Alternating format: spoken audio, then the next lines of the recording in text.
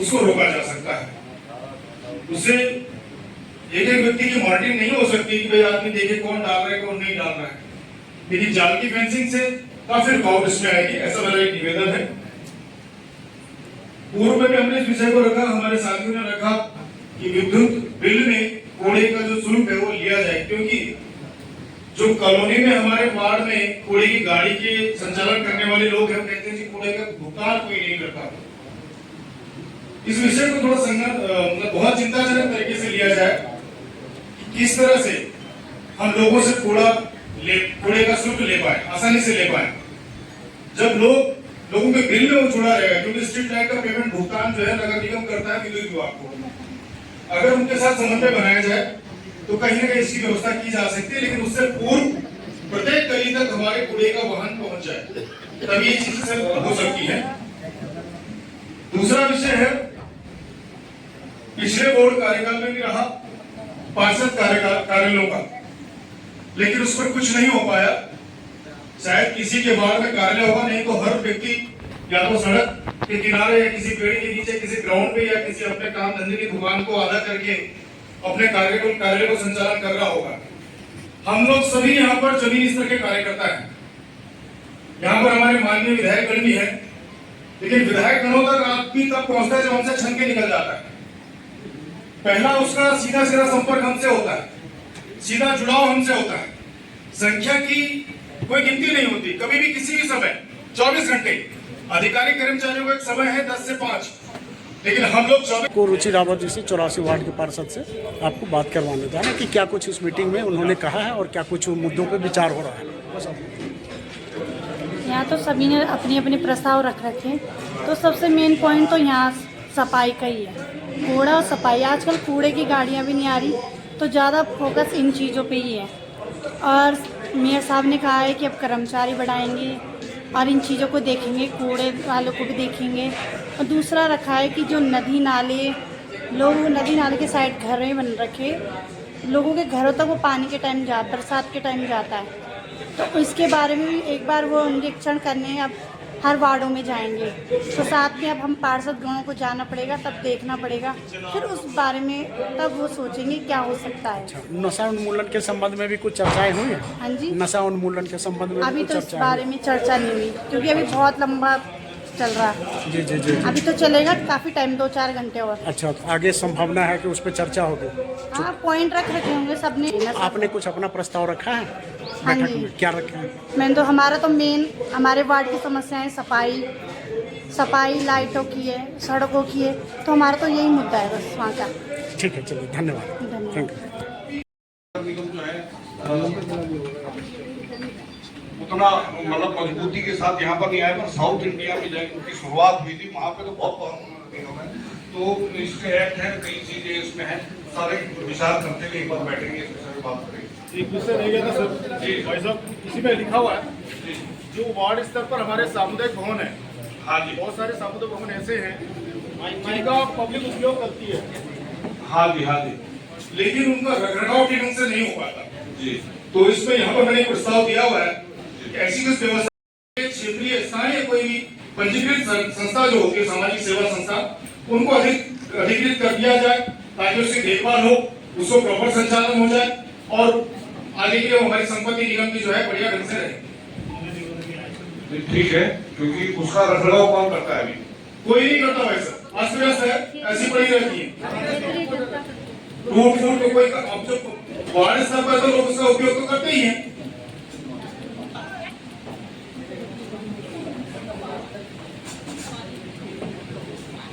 इसका चिन्हीकरण कर लेते हैं, ठीक, और जहाँ जहाँ पे हमारी अपनी उपलब्धता के अनुसार। और मेरे वार्ड का एक प्रस्ताव मैंने दिया हुआ है, कोई समिति जो देगी, ठीक है, आपका आशीर्वाद में से धन्यवाद। प्रस्ताव संख्या 25।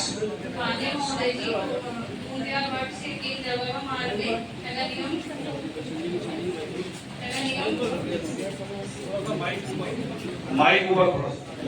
नगर निगम की भूमि है जो खाली है, अभी कोर्ट में विचाराधीन है, जिसको अस्थायी व्यवस्था में जब तक न्यायालय का फैसला नहीं आ जाता है तब तक राजकीय इंटर कॉलेज किशनपुर के बच्चों को खेल कूद के लिए अस्थायी व्यवस्था में दे दी जाए, जिससे वहाँ साफ सफाई भी रहेगी और कूड़े के ढेर भी नहीं करेंगे। धन्यवाद।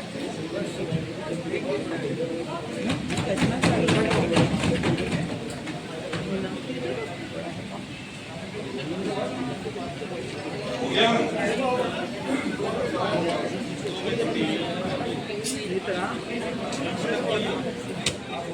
7 हिमालयन गार्डन वेडिंग पॉइंट स्वामी द्वारा नगर निगम भूमि पर अतिक्रमण किया गया है, मुक्त कर तारबाड़ किया जाए।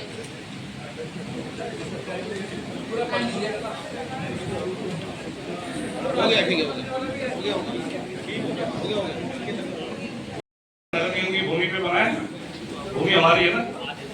एक बार है ना, कॉमी से दे सकते हैं, अगर पूरा सदन हमारा अनुमति देता है तो उनको बच्चों को खेलने की अनुमति हमें दे देनी चाहिए। जी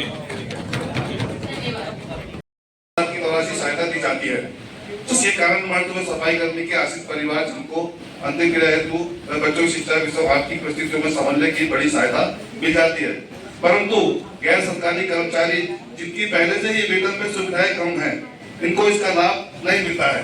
माननीय महापौर जी, नगर निगम देहरादून कार्य समस्त गैर सरकारी कर्मियों, समस्त पर्यावरण मित्र संविदा पुरानी समिति, नई पार्षद समिति, नाला गैर रात्रि ड्राइवर, हेल्पर, चौकीदार, दवा छिड़काव करने वाले एवं निगम में कार्यरत अन्य आउटसोर्स कर्मचारी को सेवा के माध्यम से आकस्मिक प्राकृतिक दुर्घटनावश बीमारी के कारण से मृत्यु हो जाने पर आश्रित परिवारजनों को तत्काल सहायता के रूप में कम से कम 25,000 रुपए की आर्थिक मदद के मृत्यु के 3 दिन के भीतर आवेदन सुविधा प्राप्त होने पर दी जाए।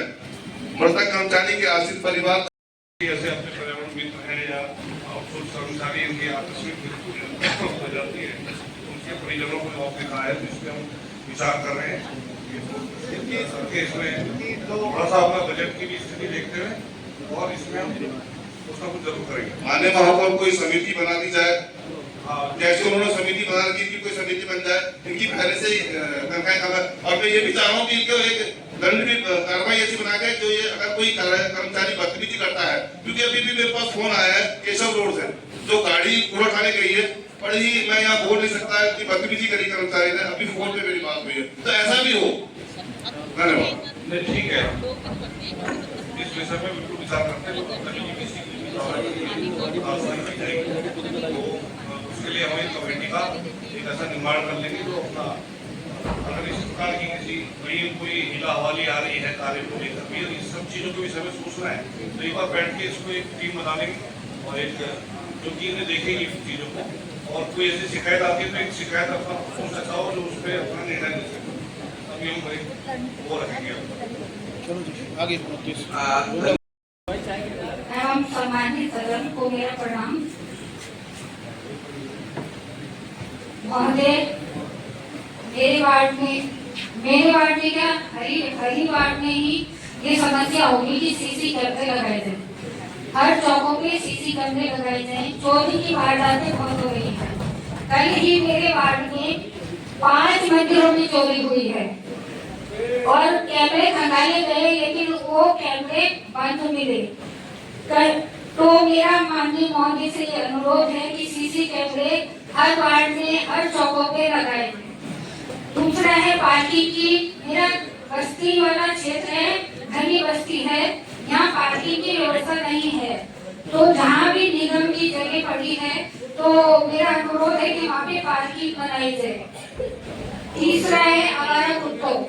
तो यहाँ पे सभी ने यहाँ पे इस विषय को लिया है, इसको मैं आगे न लेते हुए आगे बढ़ती हूँ। मेरे क्षेत्र में पुरानी पानी की टंकियां पड़ी हैं, अरनिया जल संस्थान के लोग आए हैं, तो मेरा अनुरोध है, मैंने खर्ची को 2-3 बार लेटर दे चुकी हूँ। पुरानी पानी की टंकियों को हटाकर, जिनका कोई लाभ नहीं है, जो लाभ नहीं दे रही है पानी की टंकियां, वो हमारी निगम की जगह पे है या महंत जी की जगह पे है, उनका निराकरण किया जाए। तीसरा पार्टी मेरा निर्माण, जो भी निर्माण है गलियों का, सड़कों का, वो है। एक विषय मेरा ये है, अभी मेरे सहयोगी पार्षद ने स्टेशनरी को लेके कहा है, ये 2022 का लेटर है, ये 2022 का लेटर, इसमें 3 पत्र लगे हैं। कोटियाल जी की नॉलेज में है ये 2 शौचालय जो क्षतिग्रस्त मेरे वार्ड सभी बाग और 494 में पड़ा हुआ है। इसमें सब नियुक्ति हो चुकी है, लेकिन इस पे कोई भी निराकरण नहीं हुआ इसका। तो मेरा अनुरोध है कि इस विषय को इससे क्षेत्र में गंदगी बनी हुई है, यहाँ से हटाकर मैंने दिया था कि यहाँ पे अगर शौचालय नहीं बन सकता तो यहाँ आंगनबाड़ी केंद्र बना दिया जाए, ताकि और बच्चों के खेलने के लिए पार्क बना दिया जाए। तो मेरा माननीय महापौर से अनुरोध है कि इस विषय को जरा संज्ञान में, क्योंकि ये ज्यादा गंदगी कर सकता है। धन्यवाद। इसकी कॉपी प्रस्ताव संख्या 30 माननीय महापौर महोदय द्वारा निगम की स्वीकृति की प्रत्याशा में प्रदत्त स्वीकृतियों का अनुमोदन प्रदान करना चाहिए।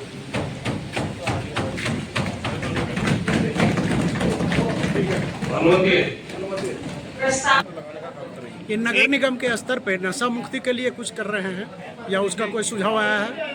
ये अभी एक सुझाव आया है, इसको विचार करने के बाद बढ़ रही है, हर मोहल्ले बस्तियों में बढ़ रही है, उसके लिए कुछ उपाय करने की। इसी तरह अपने पुलिस के अधिकारियों के साथ हम लोग बैठने वाले हैं और तमाम तरीके से जहाँ पर कहीं इस तरह की बात है, कहीं पे कोई असामाजिक तत्वों की गतिविधियाँ ज़्यादा हो रही हैं या कहीं पे हमारे नागरिकों को किसी भी प्रकार से अगर कहीं कोई तकलीफ हो रही है, तो उन सभी विषय हम सब लोग पुलिस के अधिकारियों के साथ बैठ के और एक उचित इसमें कदम उठाने के लिए हम सब लोग बैठने वाले हैं। और आज देहरादून नगर निगम की पहली बोर्ड बैठक है। बोर्ड बैठक में वार्ड पार्षदों ने अपनी अपनी समस्याएं महापौर जी के सामने रखे हैं और महापौर जी ने क्या क्या आश्वासन दिया है, तो आइए आपको मिलवाते हैं वार्ड 75 के वार्ड में पार्षद भूरा जी से और उनसे सुनते हैं कि उन्होंने अपनी क्या मांग रखी है महापौर जी के सामने और समस्या, और महापौर जी ने उसके निस्तारण की क्या उपाय उनको बतलाए हैं या क्या आश्वासन दिया है। देखिए, मैं वार्ड 76 लोहिया नगर के पार्षद हूँ, मुकीम अहमद भूरा।